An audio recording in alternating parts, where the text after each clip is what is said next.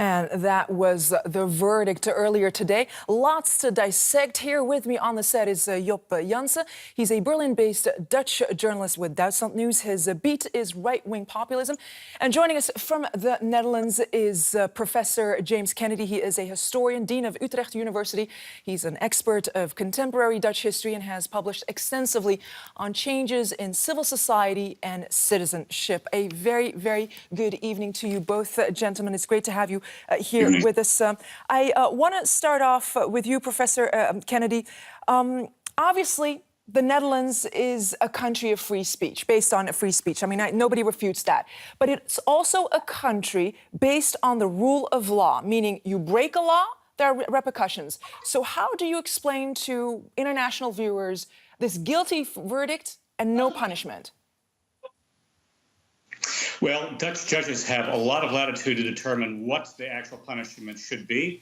And what they determined in this particular case, that it mattered more that the principle of guilt be established here than that the punishment or the length or the degree of the punishment be debated. So they didn't want to debate about whether it be 100 euros or 5,000 euros or whatever it might be, but they wanted to say that politicians in particular, they must also stay within the realm of the rule of law. And they felt that the punishment for a politician, just simply to be convicted, was enough to establish that principle. Well, to Professor Kennedy's point, I want to get to you now, Job, because the message from the judges seems to be like, don't dump this on our plate, you deal with it. Yeah, the judges obviously felt very uncomfortable with this whole decision. You could also see that in their argumentation.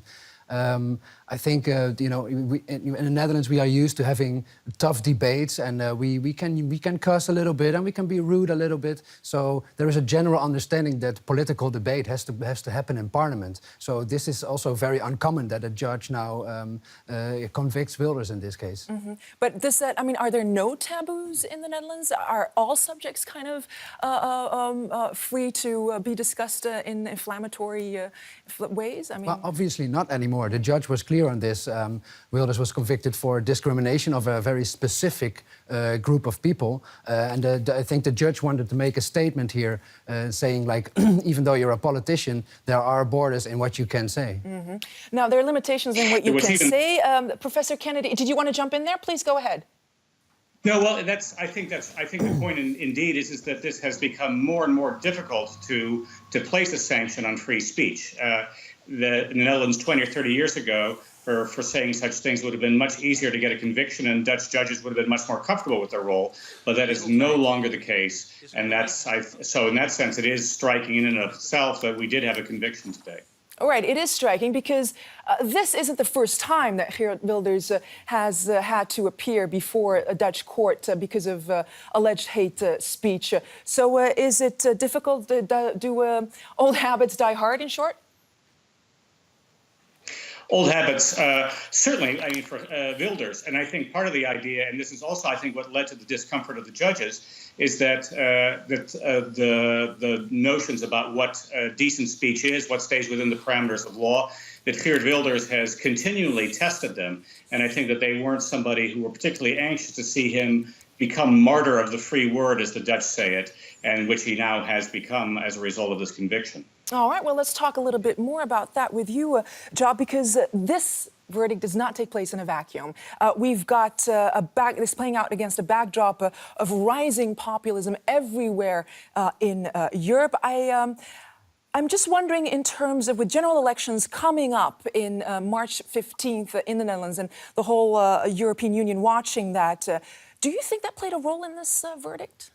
I find that very hard to believe. I think for the judge, it was Wilders did something pretty different than his normal tone of voice. He really took the first time he said that he wanted really to get Muslims or Moroccans in this case out of the country, and that was a style he always was fighting against a very conservative Islam. And so this was really a new case, and that's what also the judge, I think, was appealing to. Right. Well, let's listen to what Geert Wilders said after the verdict, because he issued a video message in Dutch and English. Let's take a listen to what he said. The Netherlands have become a sick country. And I have a message for the judges who convicted me. You have restricted the freedom of speech of millions of Dutch and hence convicted everyone. No one trusts you anymore. But fortunately, truth and liberty are stronger than you. And so am I. I will never be silent. You will not be able to stop me. Professor Kennedy, I want to get your reaction because who is the audience that this message is intended for? Evidently, you know, he said it also in English, so he wants an international community to know how he feels about this. And yeah, just tell us about the ramifications of that. So this is, I mean, one of the striking things here, first of all, he's using language that is very, in some ways, breaks very much with Dutch tradition. He's clearly getting his script from elsewhere. For example, this idea of not accepting what judges have to say because it's politically motivated. So it's clearly that Wilders himself is influenced by other traditions from other populists in other countries. And of course, the other thing is that it's a rallying cry to all of his allies across Europe that he is one of the people that's in the front line of an international movement.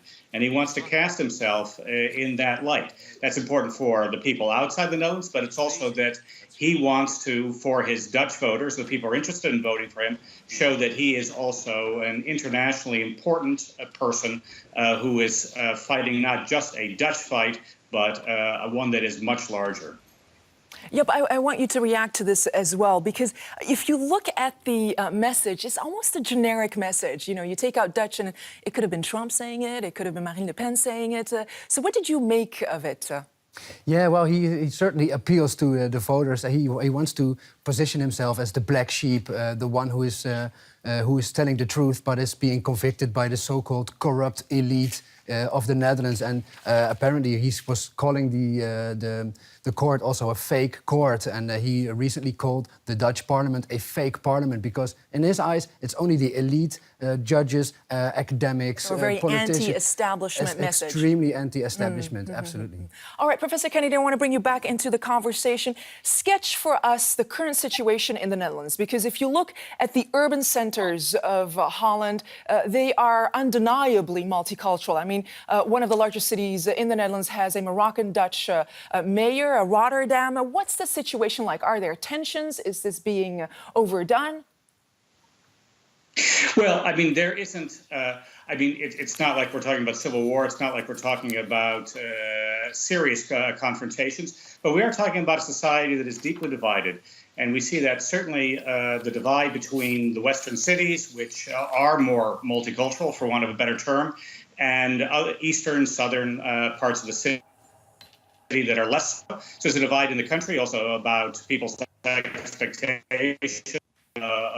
What you can expect a good society to be. But you see the societies, the cities themselves are also divided between people who find the legacy of immigration to be something that must now be stopped or limited, and those who are much more comfortable with it for whatever reason. So we are talking about a deeply divided society, and we're also talking about a society that is also very deeply divided about this verdict. Is this a good thing? Is this a bad thing? The Dutch themselves are strongly divided about it. All right, a complicated society like any other country this time, but there is a common thread throughout Europe. We're looking at a big election year coming up here in the EU. You cover Germany. How are they looking at Mr. Geert Wilders? Well, actually, when the verdict was done today, I thought at first there was not so much attention for it at first, because I thought like this is one of the few times that a right-wing populist gets convicted for discrimination. But what I'm noticing in Germany is that for them, Wilders has been a long time extreme right, and you see now a shift that now the AFD was being framed as being extreme right, and now they call them right-wing populist or radical right or whatever. They've kind of gone mainstream a little bit. They have kind of gone mainstream, and I think Germans and also German journalists also see now like, hey, maybe Wilders is maybe not this right extreme radical, but maybe he is also this right-wing populist that actually represents a relatively large group of the people. So journalists are now thinking like, oh my God, what is actually happening in society, and we should cover the topics that right-wing populists thrive on in this case. And that's, of course, what happened in the U.S. With the election of Yes. Trump, underestimating all this electorate that nobody saw coming. Job Janssen, thank you so very much. And in Utrecht, I want to thank also Professor James Kennedy. Thank you both for your analysis.